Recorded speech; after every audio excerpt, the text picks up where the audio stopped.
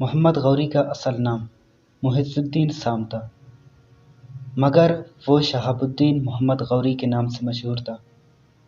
وہ افغانستان میں غور میں پیدا ہوئے۔ غور کا علاقہ غزنی اور ہرات کے درمیان پہاڑی علاقوں میں واقع ہے۔ سلطان محمود غزنوی کی وفات کے بعد غوری خاندان نے غزنی پر متعدد بار حملے کی اور آخرکار غزنی پر قبضہ کرنے میں کامیاب ہو گئے۔ شہاب الدین محمد غوری کا اقتدار غزنی سے شروع ہو کر برصغیر کی فتح پر ختم ہوا۔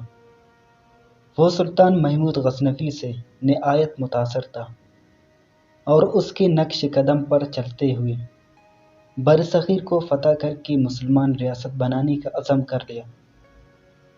محمد بن قاسم اور سلطان محمود غزنوی کے بعد محمد غوری تیسرا مسلمان حکمران تھا جس نے برصغیر پر حملہ کر کے اس کے علاقے فتح کیے۔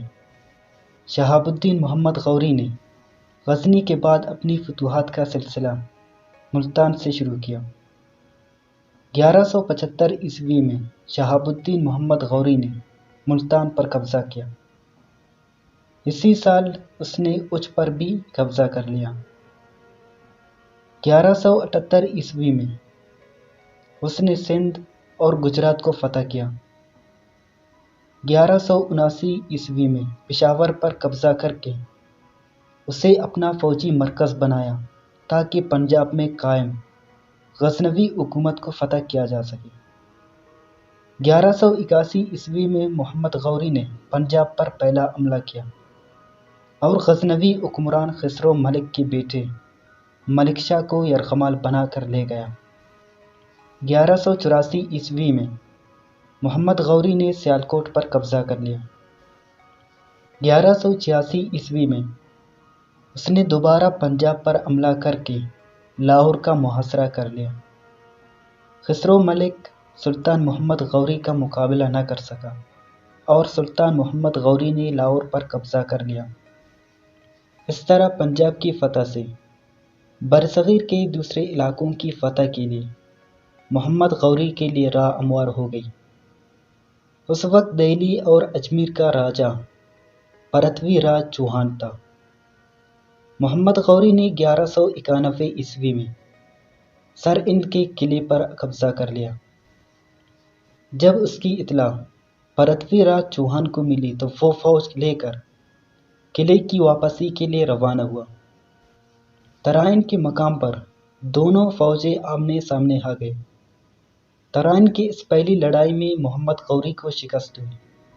پرتھوی راج چوہان نے سر ہند کے قلعے پر دوبارہ قبضہ کر لیا۔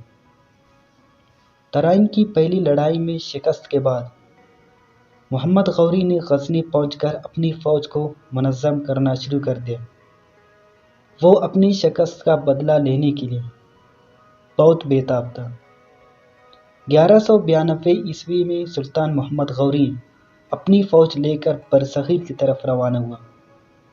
ترائن کی اس لڑائی میں پرتھوی راج چوہان کی فوج نے شکست کھائی اور وہ خود اس لڑائی میں مارا گیا۔ 1194 عیسوی میں محمد غوری نے قنوج پر حملہ کر کے وہاں کے حکمران راجہ جے چند کو شکست دی۔ اس طرح برصغیر میں غوری خاندان کی باقاعدہ حکومت کا آغاز ہوا۔ شہاب الدین محمد غوری نے بہت سے علاقوں کو فتح کیا۔ اس کی سلطنت مغرب میں غور سے لے کر مشرق میں بنگال تک پھیل گئی۔ محمد غوری نے اپنے غلام قطب الدین ایبک کو برصغیر میں اپنا نائب مقرر کیا اور خود غزنی چلا گیا۔